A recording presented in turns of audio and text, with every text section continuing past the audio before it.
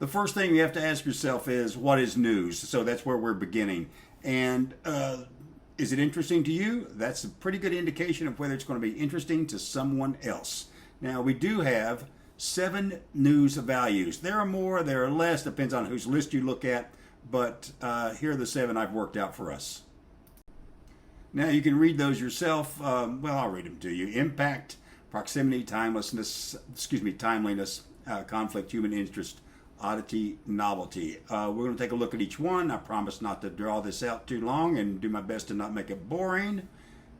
And the first one is proximity. That means where it takes place. And guess what? People are interested in what takes place around them, right?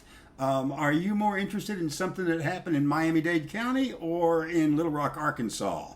Are you interested in something that happens in Florida or in China? Well, part of that is it depends on the publication you're working for. And I doubt many of us, if you work for an international or a national publication, then what happens in China may be just as important to your readers as what happens in their home state or their hometown. But probably most of us are not going to be working for international, national, or even statewide publications.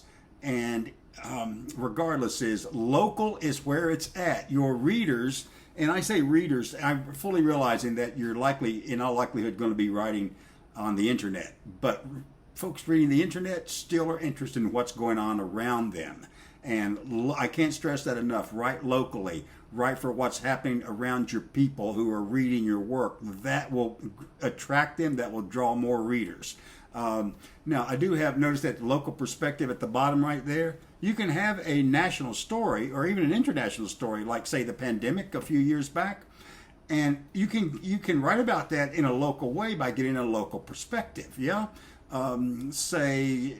Interview a doctor or a patient or a healthcare worker, and write about an event that has larger coverage nationally or internationally, but with a local perspective.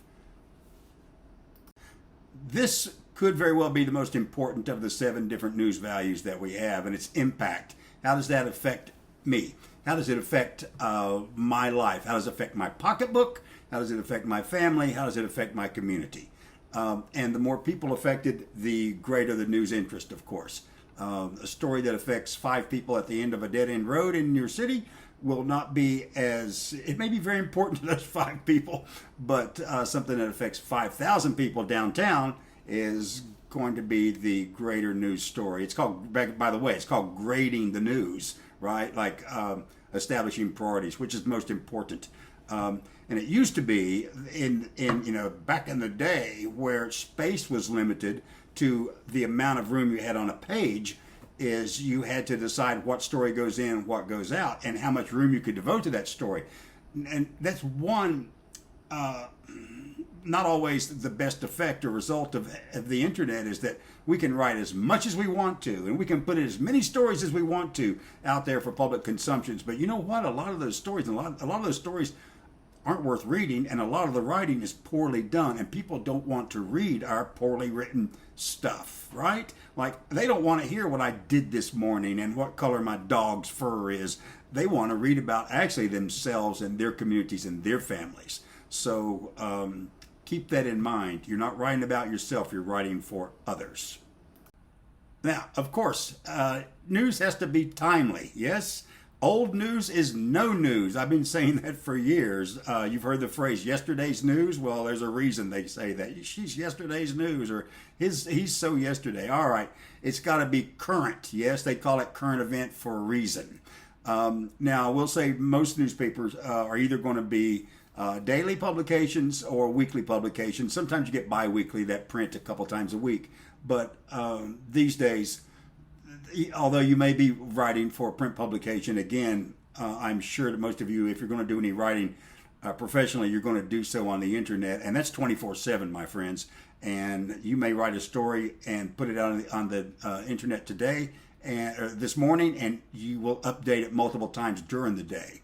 And also, I like that newspapers have often been called the first version of history, the first written version of history. All right, very good.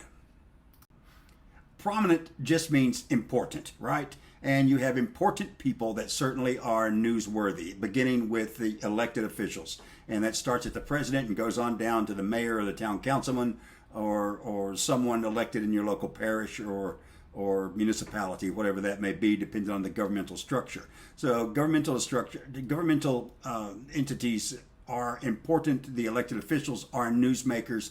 And in fact, that's one of the most important functions of newspapers is, as you know, that the fourth estate, the watchdog, right? Looking out to make sure government is governing well and not corrupt.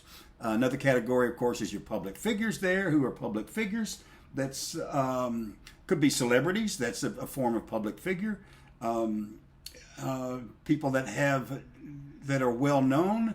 And you know this from social media, don't you? That those folks they're not elected, of course, but they are well known. Movie stars, or even on a local level, someone that you just see at all the events. And another thing, notice that last category, special interest. These are called limited public figures. And that may be someone who is well known just for one thing or just for a short time. And that's something that's of interest as well. Now, here we go. I've ranked in the order of importance news events. And again, the stress is on local, right? That's the most important. That's number one, is what's happening around me is the most important to me being your readers, not necessarily me. So it's local and then regional. And of course, and then it moves down the list to state, national, and international. So remember, local rules. People want to know about what's going on in their neighborhood and what's affecting their neck of the woods. Prominent can also be, and this is back to that limited appeal, things that happen every once in a while, so to speak, is an achievement. Someone does some achievement or wins an award. Maybe it's a championship, the local sports team, or reaches some milestone, an anniversary. So of course these things are newsworthy. And at the risk of repeating myself, is how many people does it affect? How many people are interested in this? The more readers it affects, the greater the interest, the higher it clicks on our scale of newsworthiness. And it can go either way. It can be something that's really good and affects a lot of people, or it can be something that's really bad and affects a lot of people. And Florida has had its share of hurricanes. That's certainly newsworthy. But think about that too, is what did you want to read about? You were interested in what went on, say, on the other side, on the Gulf side, but we're more interested in what's going on in my town, what's going on in my neighborhood. So prominent, once again, it can be potentially damaging and rewarding. The more people it affects, the greater the news interest. And you knew this one was coming. Conflict.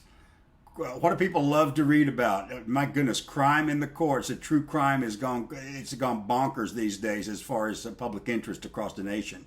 So anything to do with the police, with legal, with crime in the courts. There we go. And of course, think about what has made the news lately from several years back. George Floyd and Black Lives Matter and the culture wars, and what's in the headlines right now. And of course, scandal and corrupt politicians, and just look to Washington, D.C. and see some of the antics going on up there on both sides of the aisle to get an idea of what constitutes newsworthiness. And unfortunately, we're not in short supply of government corruption and problems and negative things to write about, conflict, but that's news. No one ever writes a news story about the plane that did not crash. But maybe this category makes up for that in a small way. The human interest stories, these are the ones you enjoy reading, the ones that make you smile, the ones you might see in the Sunday magazine. I say here, the stories behind the news. Maybe it could be about the lady who saves kittens, or the two ladies with the bakery shop down the street. It's generally called soft news, And we need to, newspapers are often accused of writing too much negative, and that's true. So it's nice to balance that with some stories of human interest. And this branches off also into maybe the how-to categories that you'll see in the Sunday paper and all over the internet as well. That are they're not about crime, and they're maybe even not about a person or a personality, but it's about gardening or home decor or product comparisons, that type of thing. But back to our human interest, it's the human elements, the human element, the things that we can recognize and identify with. And it's a wonderful category. It's good for the soul and keeps us sane sometimes. And finally, the novelty oddity category, which is a great one. Where it's the one where you see the headline and go like, "Oh my goodness gracious!" You've heard this, man bites dog. Now that's news, or anything that's unusual, astonishing. You can read it right there, interesting or strange. And I've got you a link if you want to. Those are fun. You can also just Google that and say, strange or odd news stories.